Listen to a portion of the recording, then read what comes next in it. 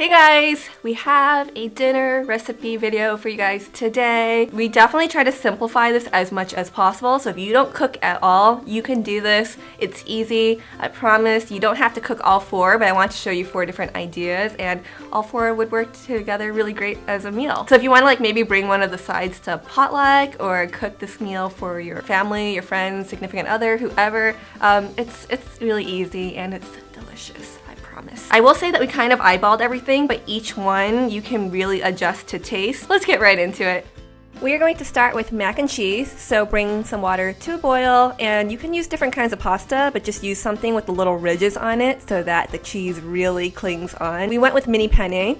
Go ahead and cook that for 5 to 6 minutes depending on the type of pasta you want it to be al dente. And we're going to go ahead and multitask at the same time, so I'm just cleaning off the potatoes and going to cook that down because it takes a long time for potatoes to soften.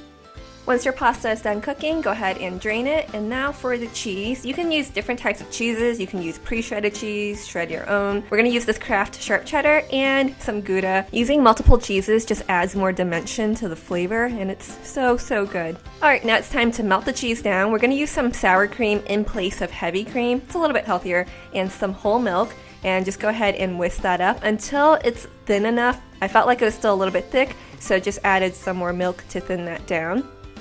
And then you want to whisk in the cheese and keep whisking, don't stop, keep pouring in and whisking it until all of the cheese is melted and well integrated. A pro tip is once it's all melted, you could even put a hand mixer to this mix so that the cheese ends up being extra smooth, because cheese just naturally has a little bit of grittiness to it, especially depending on what you use.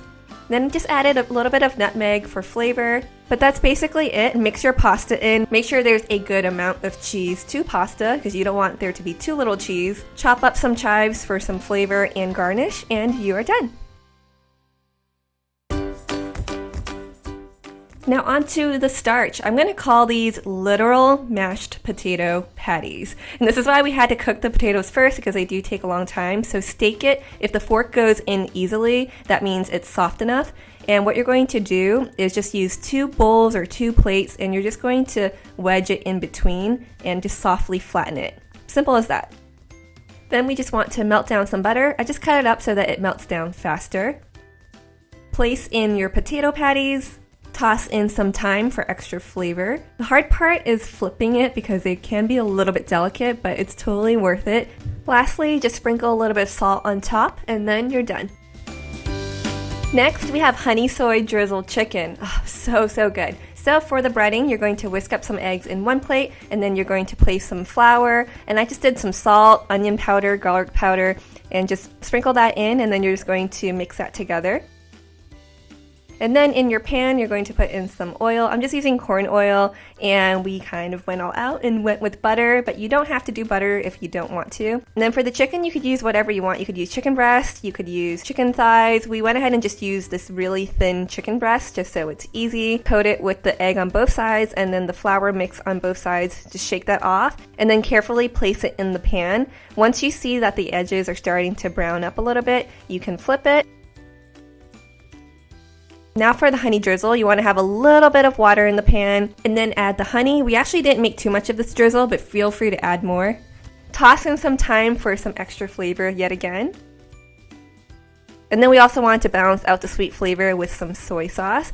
So just keep adding in the soy sauce until you're happy with the way that tastes. Let that simmer for a bit.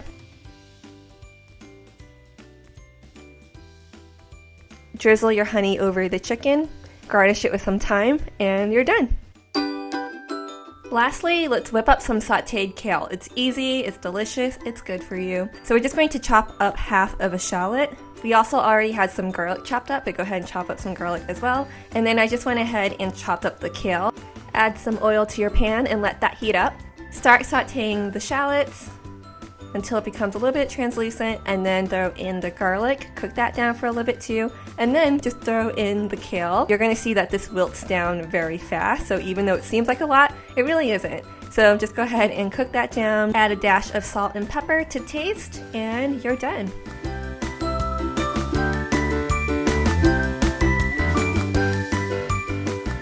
So there you go. I hope you guys try this out. If you do, you know what to do. Share it, hashtag it, and I will see you guys tomorrow. Bye.